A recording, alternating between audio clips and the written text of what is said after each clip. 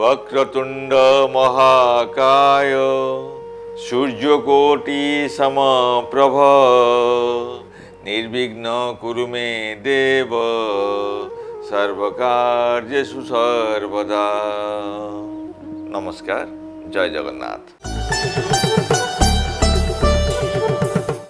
2025 मसीह 12टी राशि उपरे विभिन्न ग्रह मानकर दृष्टि को नहीं तार शुभ अशुभ फलाफल आलोचना करिबा।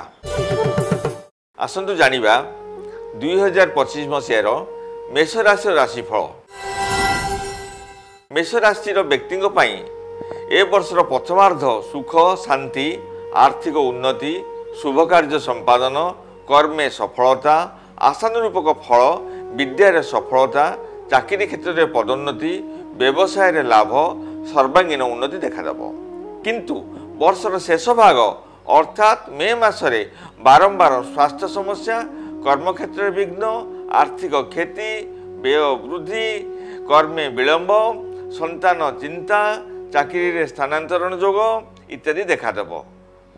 आय भल रहिले मध्य व्ययर मात्राधिक चाप रहिबो। नाना प्रकार प्रतिकूल परिस्थिति मध्य गति करिवे। प्रतिकार प्रतिदिन हनुमान चालीसा पाठ करंतु। शनिवार दिन शनि दर्शन करंतु। यह आपण पई मंगलमय हेबो। एबे जानिबा वृष राशि 2025 मसीहा ए वर्षर भाग्य और भविष्य विषय। वृष राशि राशि चक्र द्वितीय राशि। ए राशि अधिपति शुक्र। ए वर्षर प्रथम 3 मास बारंबार स्वास्थ्यगत समस्या देखा देवा सहित पारिवारिक चिंता और कर्म क्षेत्र में समस्या देखादेव। व्यय वृद्धि शत्रु वृद्धि निज संपर्कों मध्य मतांतर और मनांतर मध्य होई पारे। भूल बुझामणा स्थानांतरित जोग सम्मान हानि विलंबे कार्यसिद्धि समस्त कार्य बाधाविघ्न सत्वे बाकी 9 मास उन्नति परिलिखित हब। सुख दाम्पत्य जीवन मध्य बिताइबे। प्रतिकार हनुमान चालीसा प्रत्येक दिन पाठ करंतु। गणेश गायत्री मध्य पाठ करंतु। यह आपण पई ए वर्ष मंगलमय हब। एबे जानिबा राशि चक्रर तृतीय राशि मिथुन राशि संपर्क। 2025 मसीह मिथुन राशि राशिफल विषय आमे आलोचना करिबा। मिथुन राशि अधिपति बुध। तेबे ए वर्षटी मिथुन राशि व्यक्ति माने अनेक उत्थान पतन रे गति करिवे।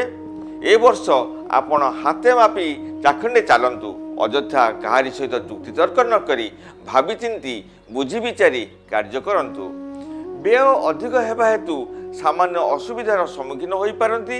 ए वर्ष आपण कर्म क्षेत्र में अग्रसर हेबा भली सुजोग मध्य पाइबे।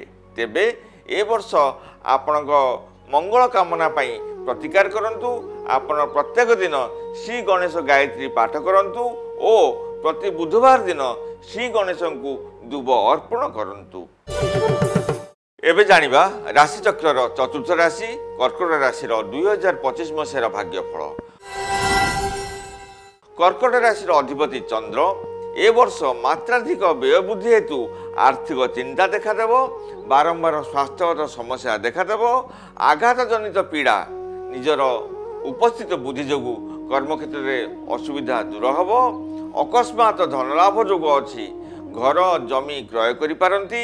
दाम्पत्य जीवन सामान्य अशांत रही पारे। जगी रखी चलंतु। एप्रिल 15 तारिख पर अभाव परिलिखित होई पारे। सेथिपाई प्रतिकार निहाती आवश्यक। प्रत्येक सोमवार दिन और संक्रांति दिन शिव मंदिर रे विधिपूर्वक पूजा अर्चना करंतु। एबे जानिबा राशि चक्रर पंचम राशि सिंह राशि 2025 मसीहा राशिफल विषय। सिंह राशि अधिपति रवि। तेबे सिंह राशि व्यक्ति मानक निमंते शनि राहु केतु अशुभ फल प्रदान कले मध्य बृहस्पति वर्ष सारा शुभ स्थिति थिबारु समस्त असुविधा दैवी आशीर्वाद रक्षा पाइबे। विलंबे कार्यसिद्धि जोग रही।